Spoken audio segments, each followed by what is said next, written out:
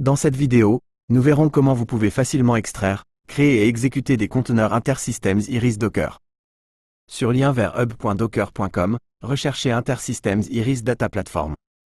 Vous remarquerez sur la liste des produits qu'InterSystems est certifié Docker. Vous trouverez ci-dessous une description d'InterSystems Iris, ainsi que des critiques et des ressources. Vous remarquerez que le prix est de $0. InterSystems Iris Community Edition est gratuit à utiliser à des fins de développement. Tant que Docker est exécuté sur votre machine et que vous pouvez extraire cette image. En cliquant sur Instructions de configuration, vous verrez un ensemble d'étapes pour créer, exécuter et utiliser votre conteneur.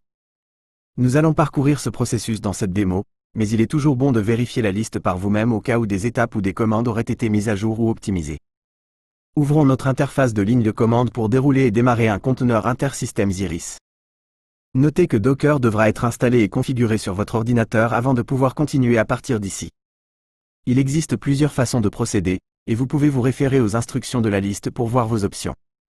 Nous utiliserons ici une commande Docker Run.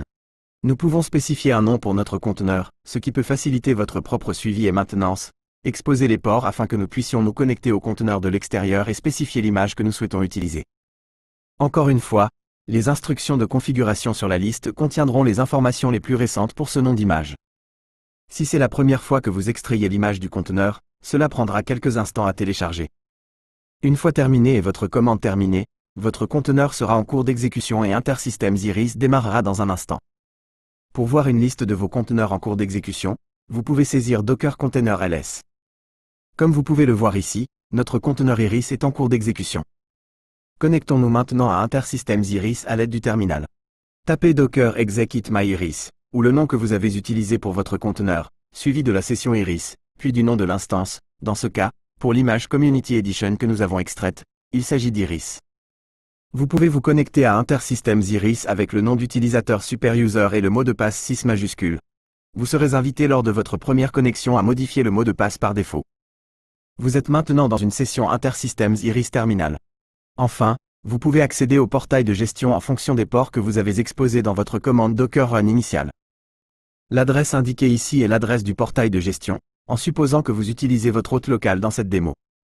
Le numéro de port doit être le port de votre ordinateur que vous avez exposé précédemment.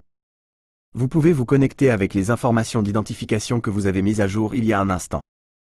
Vous avez maintenant extrait une image de conteneur d'InterSystems Iris Community Edition, créé et exécuté une instance de conteneur et vous y êtes connecté. Remarque. Cette vidéo ne fournit qu'un aperçu de l'utilisation des conteneurs InterSystems Iris Docker.